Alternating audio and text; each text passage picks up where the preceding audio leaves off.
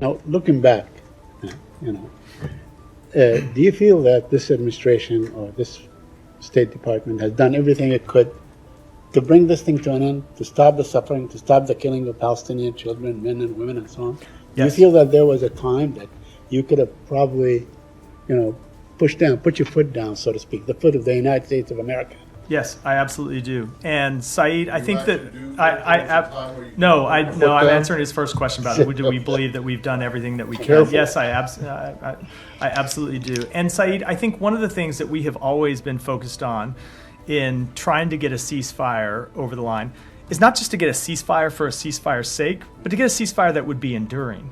We don't want to see a ceasefire that breaks down in 2 weeks or 4 weeks or even a year. We want to see a ceasefire that sets the stage for lasting peace between Israelis and Palestinians. And so it was important that we get that kind of ceasefire, and that's what we have put our efforts from day one into achieving. It is also important, Said, when you look at our overall policy, that we prevent the region from really tipping into all-out war. And when you look at the things that we laid out from day one, and this really goes back, you look at the things that the Secretary said the day after October 7th at the objectives that we were going to try to achieve.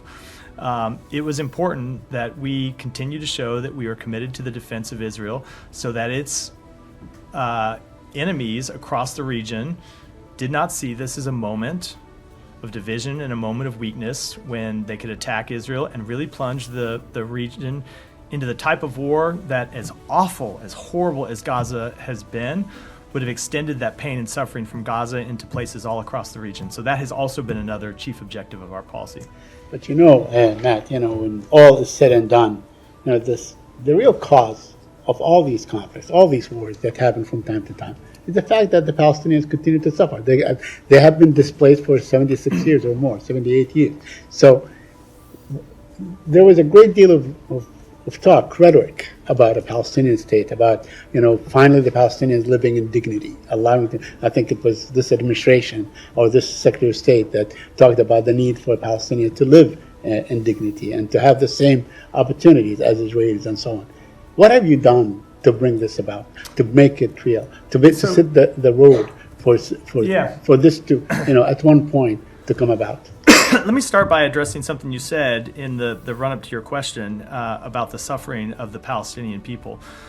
One of the things that really has marked this conflict, let me put it this way. If you looked at the speech that the parents of Hirsch Goldberg gave back last August, I think it was at the Democratic National Convention, where they spoke about how there is a surplus of suffering across the Middle East. It's absolutely true.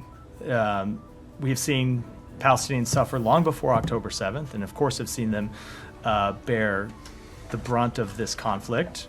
Palestinian civilians who did not start this conflict but have suffered the brunt of it. We've seen the hostages bear tremendous pain and suffering, and their families. We, of course, the 1,200 people who were killed on October 7th inside Israel. As Hirsch Goldberg's parents have said, there has been a surplus of suffering. And we do fundamentally believe that the failure to realize the aspirations of the Palestinian people is one of the main drivers of instability in the region and one of the main drivers of suffering. And so I would urge you, Said, to look at the speech that the Secretary gave yesterday, where he talked about exactly what we have done and to unlock a political path forward for the Palestinian future.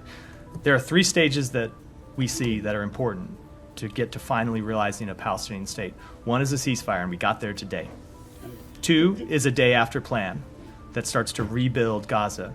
And 3 is a normalization agreement with Saudi Arabia, which provides Israel, hopefully, don't know if they'll agree to it, but actually provides Israel the incentives to agree to a Palestinian state. And we have put a lot of work into developing those plans and building support for those plans, and we are ready to hand those plans off to the incoming administration. Now, Agreement on those will require tough choices, and I know everyone likes to point at the government of Israel, and it will absolutely require tough choices by the government of Israel. It will also require tough choices by the Palestinian Authority, which needs to make real reforms if it wants to win the support of its people, and it wants to win financial and diplomatic and other backing by countries in the region. So there are a lot of tough choices that people in the region are going to have to make to realize that vision of a Palestinian state, but we have done what we can to make those choices possible, and now it's up to leaders in the region to decide whether they want to take them or not. Two quick points.